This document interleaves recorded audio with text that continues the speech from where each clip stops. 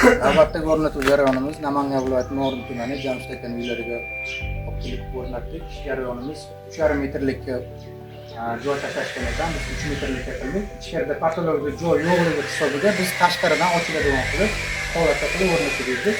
Shunday holatda ham bo'ldi. Mana shu jarayonimizda akamizga yana o'tini topshiryapmiz.